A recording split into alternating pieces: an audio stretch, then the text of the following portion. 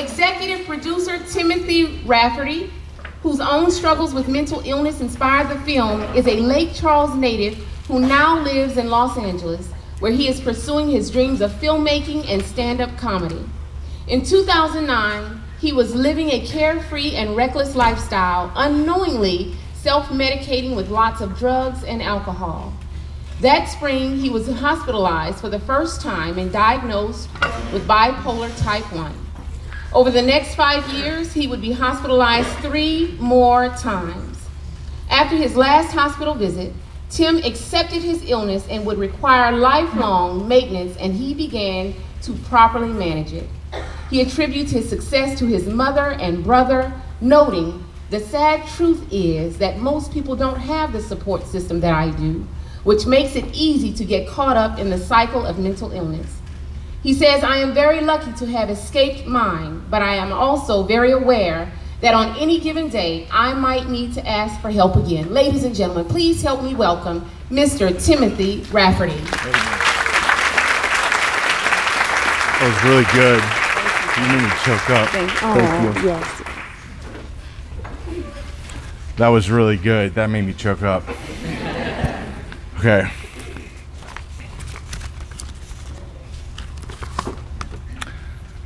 Knock, knock. Oh, good. You hear that too. I'm sorry. Okay. My name is Tim Rafferty, and I'm a funny person. It started in high school. I didn't know anyone, so to make friends, I became the class clown. Literally, only 2 people from my middle school went to my high school, and I didn't have classes with any of them. That's actually how I met my co-producer and friend Tyler Walker. We were in gym class lined up for roll in the boys' gym at Barb. It's a big place.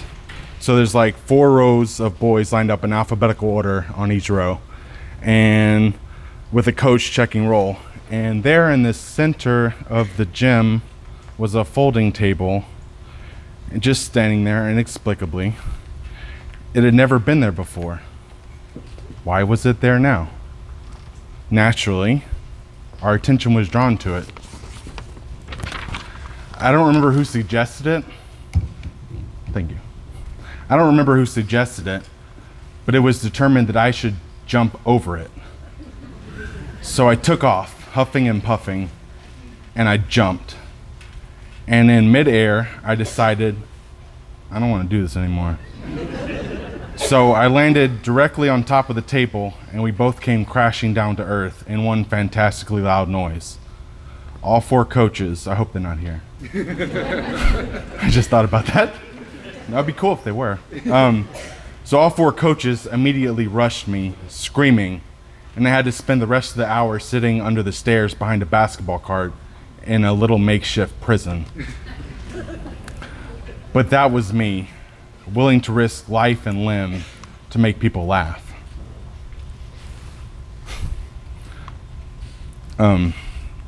So it's no surprise, years later, when Tyler needed someone to be goofy in a short film he was making, I was the second person he thought of.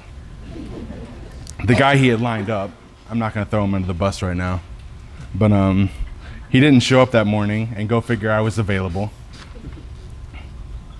That was the first time the 3 of us, Brian, Tyler, and myself, worked together on anything. And what we made was terrible, and I honestly hope none of you ever see it. But it awakened something within me. I wanted to make movies. I'd always loved movies, but it hadn't really occurred to me to make them myself. But I was hooked. The 3 of us kept making stuff together, silly music videos, short horror films, and at one point we even made a web series called Rent Tim, where I rented myself out to people and businesses and we filmed it.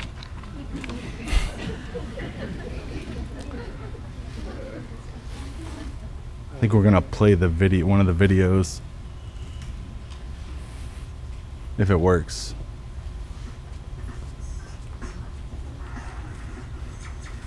Can you hear it? I can hear it, but I'm standing right here. Just sweetheart, Tim Rafferty back. We're here at Swing Fit today with Brent and Tim. It's our first official promotion, so let's go inside and check it out and see what they got. Tim, my brother. Man, what's up? Dude, so glad you can make it today. All right, so what's going on? What are we Dude, doing? we're about to start swing fitting, my man. All right, man, let's get up there and swing. Let's do this, dude.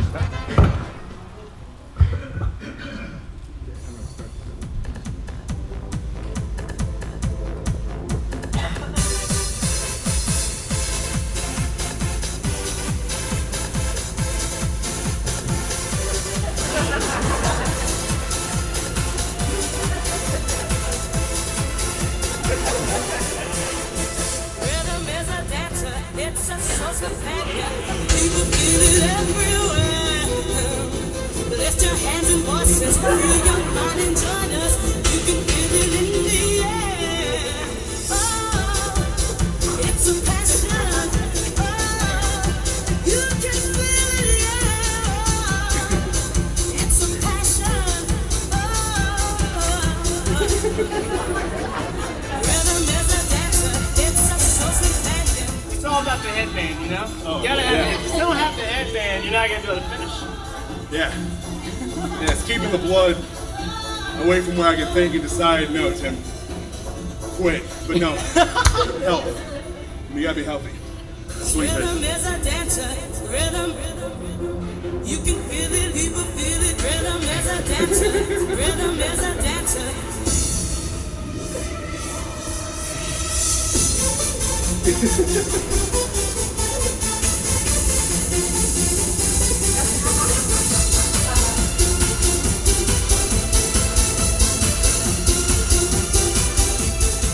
Tim, Thanks, man. dude, thank you for coming out. And I'm glad I had the opportunity, swing pick, to rent Tim. Man, thanks so much, man. I'm glad. And also, Swing Fit is donating a month to Mr. Tim to rent you for more, I guess. Man, Brent, Tim, guys. Swing Fit. This dude's Everything, legit. man. Y'all need to do it. I love you, man.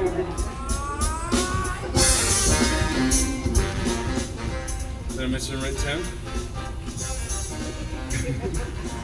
Alright, I'd like to see anybody beat Swing Fit. You ever seen Cirque du Soleil? Try Swing Fit. I'm trying not to hurt people. See how she's swinging like this? I might have rhythm, but don't hurt her.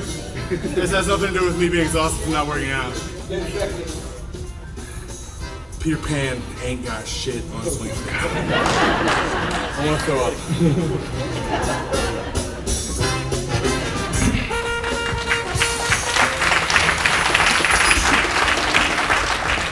I might have been the star of that video, but that was all Tyler. I forgot we cussed. I'm so sorry. Yeah, I forgot. I haven't seen that in 3 years. Yeah, sorry. Yeah. Oh, man. Okay. So, something wasn't right. Even though I knew what I wanted to do, I was struggling. My whole life, I felt different. From a very young age, I'd cycle, swinging from euphoria and terror to joy and panic, just everything. As I got older, it became a part of my life. Sometimes I'd be depressed, sometimes I'd be the life of the party, and that led to self-medicating. It was like I had found a cure, and as long as I drank and smoked, I didn't feel sad or depressed. And that worked great until my first hospitalization in 2009. I went to the emergency room without a fight at the recommendation of my mom. She found me in the midst of a severe episode, and the ER doctor quickly evaluated me and then sent me on my way without any instructions, but he gave me a prescription of lithium. A rough 24 hours later, I was back in the hospital. But this time they admitted me to the psych unit with proper care.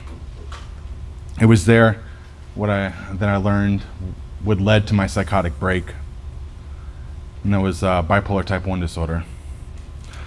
But the diagnosis didn't faze me. I didn't really take the medicine. I wasn't ashamed of my diagnosis, like some people are, but I just didn't want to deal with it. I continued cycling. I would stay depressed for months, manic for shorter periods. Sometimes I would stay in bed 18 hours. Other times my body would vibrate, literally vibrate with euphoria. I kept having psychotic breaks and becoming hospitalized 4 times over 5 years, to be exact. And I kept scaring my family, especially my mother. Eventually, I didn't want to do that anymore, and it got old, and there was things I wanted to achieve in my life. So I accepted my mental illness. I realized it wasn't eventually going to fade away like I had once thought, and I made up my mind to get better. I quit drinking and doing drugs. I quit hanging out in bars until I actually didn't want to drink anymore. And I started seeing a psychiatrist and a counselor on a regular basis. Some of my friends became distant because I didn't want to drink or do drugs, or because they didn't understand my mental illness. Some thought it was a choice that I was making, and that if I just tried a little bit harder, I wouldn't be bipolar anymore. Some railed against it by taking medication and insisted that I do herbal remedies instead, if you know what I mean. But thanks to organizations like NAMI, people like my friends can access information and have better understanding of mental illness and what that entails. At the same time, though, my relationships with my mother and brother became stronger than ever, and overall, I became a better person. I'm learning to manage my illness and constantly relearning what that means, like taking care of myself, taking preventative steps to reduce stress in my life, not just hoping things that I have to do will just go away. It's a work in progress, but I'm working on it, and that's how I'm finally able to pursue my dreams.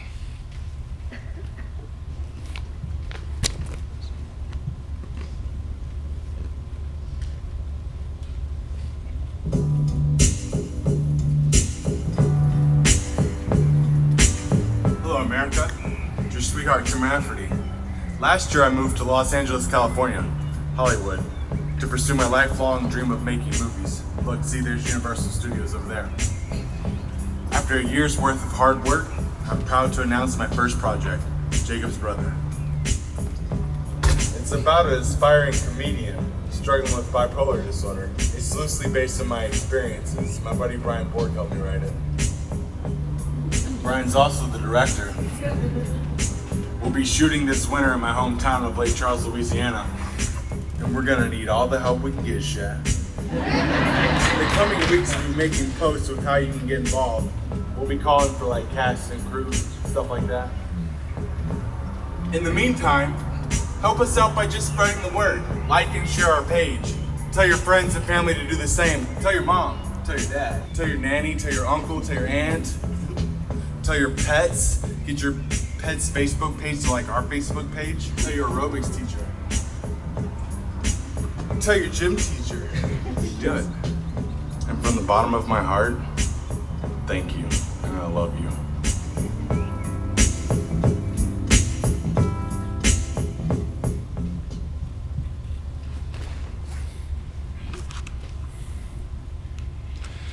Jacob's Brother tells the story of the bond between two brothers, one of whom is an aspiring stand-up comedian struggling with bipolar disorder. I want to show what it's really like to live with bipolar disorder, although the story is fiction we borrowed heavily from my life. We launched our crowdfunding campaign on Seed Spark last month, and the support has been overwhelming. As soon as we announced the project, we were flooded with emails, messages from people voicing their support, sharing their own stories of mental illness and asking how they can help. It truly was amazing. It is amazing. Speaking of help, if we can amass 1,000 followers on our Seed and Spark page, we can win additional funding and the chance to have the Duplass brothers, these indie movie producers in Hollywood, executive produce Jacob's Brother. It's kind of a big deal, and we need your help. What we're asking you to do is free and requires less than a minute of your time. So right now, everyone in this room, if you have a smartphone, take it out, please. Chad will be walking around. And we have Chad Corbello here. If you don't know how to do it, he can show you. You can just raise your hand. That's how committed we are to this. Red 800. Anybody need help or have questions? No, it's on the internet. Oh, thank you. You just scroll down to the follow. No, up, follow. Right there. And you can either go with your Facebook or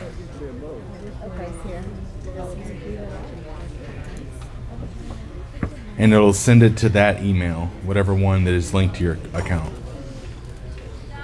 Anybody need help? Thank you.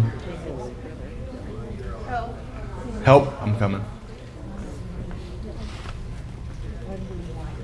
Yeah, well, y'all work on that. I'll just continue, and I really appreciate it, guys. So, in pursuing my dreams, I've gotten to do things that I've never dreamed of, like meet the governor and having him know who I am. It just blows my mind. Or being here with you all tonight. I've never done anything like this before. This is truly amazing.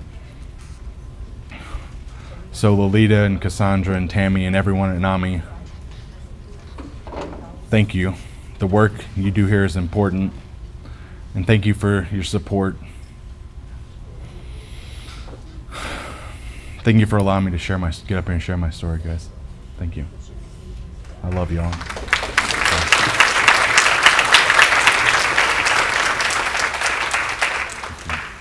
So I just got a little bit more. I'm a better version of myself because I have a mental illness. I'm more compassionate. I've learned to be a better listener. I'm stronger for the things I've gone through. I'm a better version of myself, and I'm trying to be an even better version of myself. So I want to leave you with this. There's a song by Billy Joe Shaver, a song that goes, I'm just an old chunk of coal, but I'm gonna be a diamond someday. I'm gonna grow and glow till I'm so blue perfect. I'm gonna put a smile on everybody's face. And I hope I put a smile on your face. Thank you, and I love you.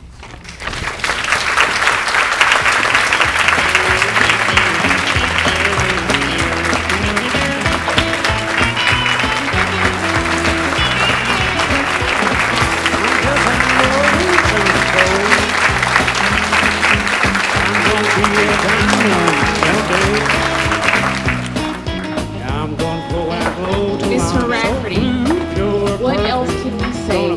Bravo, on everybody's face.